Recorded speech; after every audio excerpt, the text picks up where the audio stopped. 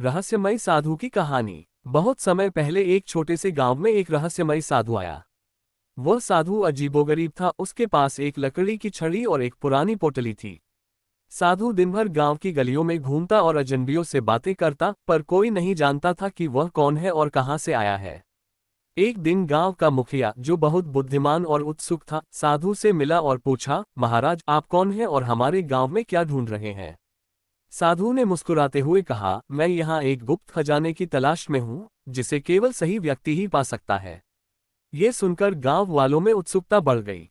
सबने साधु से खजाने का पता बताने की प्रार्थना की, लेकिन साधु ने कहा, इस खजाने को पाने के लिए एक परीक्षा देनी होगी। केवल वही इसे पाएगा जो सचमुच इसके योग्य होगा। अगले दिन साधु ने पूरे गांव को एक बड़े पेड़ के नीचे इकट्ठा किया। उसने एक कड़ी चुनौती दी। जो व्यक्ति अपने भीतर का सबसे बड़ा डर पहचान कर उसे दूर कर सकेगा, वही खजाने का असली अधिकारी होगा। गांव के कई लोग कोशिश करने लगे, लेकिन कोई सफल नहीं हो सका। कुछ अपने लालच से हार गए, तो कुछ अपने क्रोध और ईर्ष्या से।